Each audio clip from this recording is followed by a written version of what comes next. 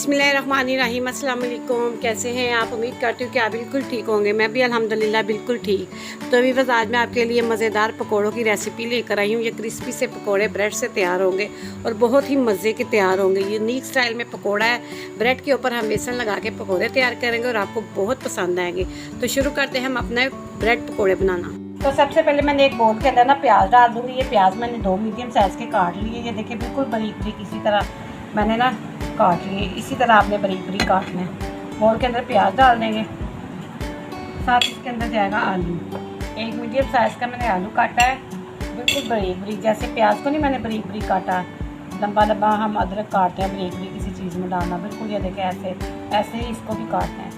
ये आलू भी इसके अंदर जाएगा। मीडियम साइज़ का एक आलू है। इसके साथ इसके अंदर जाएगी हरी मिर्चें। 2 से 3 अदद हरी मिर्चें मैंने बारीक बारीक काटी है, वो इसके अंदर चली जाएगी। साथ इसके अंदर जाएगा हरा धनिया।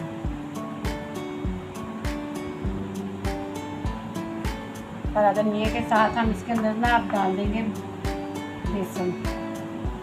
1 प्याली बेसन है वो इसके अंदर मैं डाल दूँगी। बेसन को पहले छान लें। तो एक प्लेट के अंदर मैंने सारे मसाले डाल दिए। 1 चम्मच नमक डाला है, 1 चम्मच लाल मिर्च का पाउडर डाला है, 1 चम्मच जीरा है मेरे पास, और ना आधा चम्मच काली मिर्च पिसी हुई है। 1 चम्मच जो है ना टीस्पून जो है वो मैंने पिसा हुआ गरम मसाला डाला है, और 1 छोटा चम्मच कुटी हुई मिर्च जो होती है ना दरा मिर्च वो डाली है। साथ इसके साथ है 1 चम्मच साबुत धनिया। साबुत धनिया के बगैर तो पकौड़ों का मज़ा ही नहीं आता। और 1 चुटकी अजवाइन की है। वो सारे मसाले जो है ना मैं इसके अंदर डाल दूँ।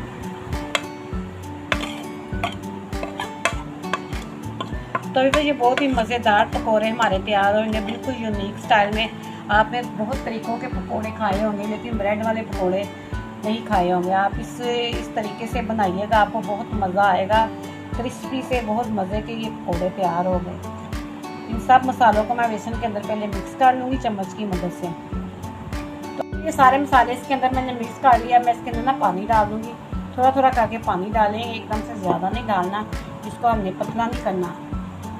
इसको ब्रेड के ऊपर लगाना है, हमने इसको ज़्यादा पतला नहीं करना। थोड़ा थोड़ा करके ना पानी इसके अंदर अच्छी तरह से मिक्स करेंगे। माशाल्लाह बहुत मज़ेदार ये पकौड़े तैयार होंगे। तो व्यूअर्स आपने मुझे कमेंट्स में ज़रूर बताना है कि आपको ये मेरे यूनिक पकौड़ों की रेसिपी कैसे लगी।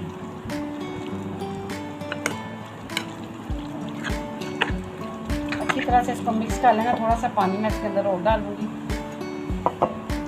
और मैंने अब इसको अच्छी तरह से मिक्स कर लिया।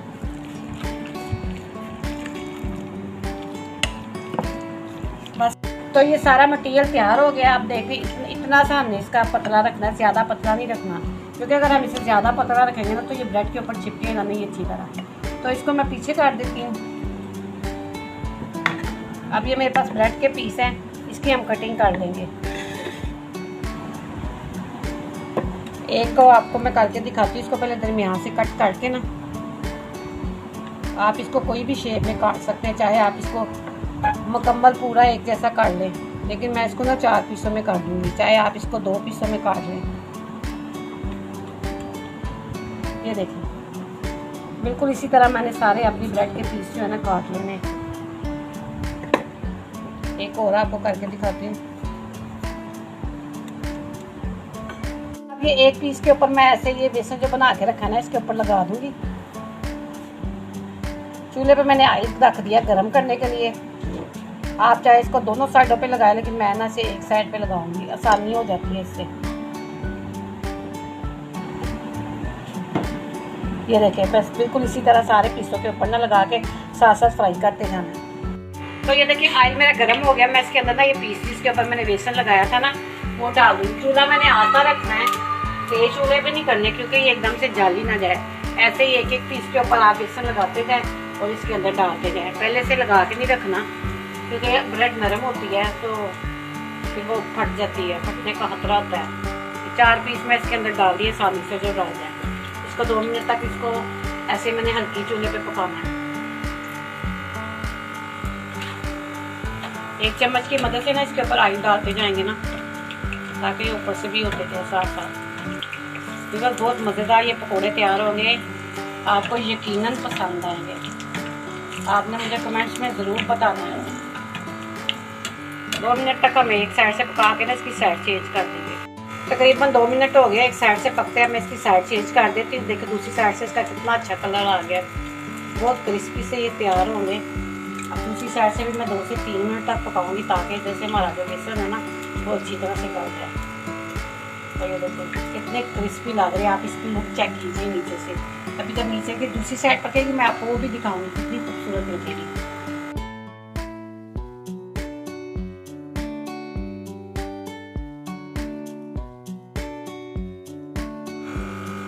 तो ये देखिए तकरीबन 3 से 4 मिनट मेरा दूसरी साइड से पकाया है, क्योंकि दूसरी साइड पे बेसन लगा हुआ है, इसको टाइम लगता है, इसलिए मैंने इसको 3 से 4 मिनट पका लिया है। अब मैं इसको निकाल दूंगी। ये मेरे ना तैयार हो गया दूसरी साइड से भी, माशाल्लाह से आपको मैं दिखाती हूँ। ये देखिए कितनी अच्छे इसका कलर आ गया, फिर क्रिस्पी से ये हमारे पकौड़े तैयार हो गए। आपको बहुत पसंद आएंगे, बिल्कुल नया तरीका है ये पकौड़े बनाने का।